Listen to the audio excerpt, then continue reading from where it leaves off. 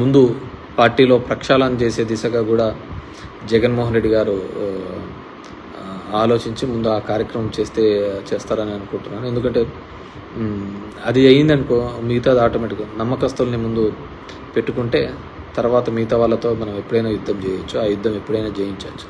So ఎందుకంటే నాకు అనుభవంలో ఈ ఎలక్షన్స్ నాకు పెద్ద లెసన్స్. నేను 2014లో ఓడిపోయినా కానీ, 9లో గెలిచి 14లో ఓడిపోయినా కానీ నాకు అంతగా అనిపించలేదు. కానీ ఈ 24 ఎలక్షన్స్ చాలా మటుకు నా వల్ల బాగుపడిన వాళ్ళు ఏదో ఒక నింద చేసి తప్పించుకొని పోవడమో లేకుంటే వేరే చోట నాకు నిజంగా ఇది జరిగింది. సో నిజంగా బాధించబడ్డాను. సో ఇలాంటి గాడిదల కోసమా మనం ఇంతగా చేసినది అని నా దగ్గర ఉన్న కొంతమంది నాయకుల్లో చేసిన పనికి బాధించబడడం జరిగింది. End of the day we have to see public దానిలోకి మనం మంచా ఇది మంచా అనేది రాబోయే 4 ఏళ్లలో తేలుతుంది.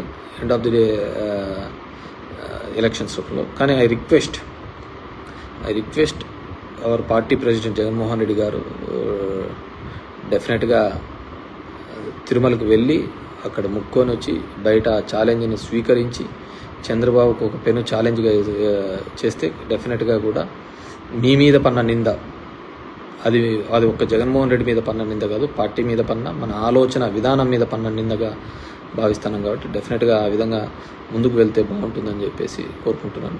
అండ్ ఎందుకంటే మనం ఈ 10 ఏళ్లలో మనం భరించినది, మనం చేసింది చెప్పుకోలేకపోయినా చెప్పింది చేసినది ఎవడే కానీ ఈ దేశ చరిత్రలో రాజకీయాల్లో ఎవరే కానీ చెప్పిన హామీల కోసం, మేనిఫెస్టోల కోసం పరితపించిన వాడు, పనిచేసిన వాడు ఎవడు లేడు, ఒక జగన్మోహన్ రెడ్డి డెఫినెట్గా. కానీ మామూలుగా అందరికీ అదేదో చెప్తున్నాను కదా, నిజం నోరు దాటే లోపల అబద్ధం ఊరంతా చుట్టేసుకొని వచ్చింది, కొంపంతా కొల్లేరు చేసింది. సో డెఫినెట్గా we are hoping for the best in the గవర్నమెంట్లో కానీ ఏది. సో అనవసరమైన నిందలు, రూమర్స్ కూడా నమ్మద్దని చెప్పేసి ప్రజలకు అందరికీ విజ్ఞప్తి చేస్తున్నాను. అండ్ ఆఫీసర్స్ విషయంలో కూడా ఐ రిక్వెస్ట్, ఇప్పుడు కొంతమంది అత్యుత్సాహం చేసిన గుడ్ లుక్స్ కోసమో పోస్టింగ్స్ కోసమో డెఫినెట్గా అందరూ సఫర్ అవుతారు. ఇది ఉదయం ఏ విధంగా వస్తుందనో రాత్రి ఆ విధంగా వస్తుంది, రాత్రి ఉంటే మళ్ళీ పొద్దున్నే ఉదయం వస్తుంటుంది. ఈ స్టేట్లో నాకు అర్థమైనది ఏంటి అంటే ప్రజలకు సాటిస్ఫాక్షన్ లెవెల్స్ బాగా ఇదైపోయినాయి. కాబట్టి ప్రతి 5 సంవత్సరాలకు ఖచ్చితంగా గవర్నమెంట్స్ అనేది మారుతూనే ఉంటాయి.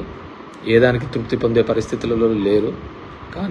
కాబట్టి అవన్నిటినీ కూడా రెక్టిఫై చేసుకునే పద్ధతిలో చూసుకుంటాం. ఏ విధంగా చెప్పిన హామీల మేరకు ఏ విధంగా ఆయన నిలబడతాడో, లేదు డబ్బులు లేవు అని చెప్పేసి ఏ విధంగా తప్పించుకుంటాడో. యాజ్ ఎ సెడ్, ఒక సంవత్సరం వరకు కూడా నేనైతే పథకాల గురించి దీనిల గురించి మాట్లాడాను. 1 year తర్వాత ఖచ్చితంగా ప్రజాక్షేత్రంలో నిలబడే, ప్రజలకు అండగా నిలబడి చెప్పిన హామీలు ఏంటివి, వాళ్ళకు రావాల్సిన ఇది అని చెప్పేసి బాగుంటుంది.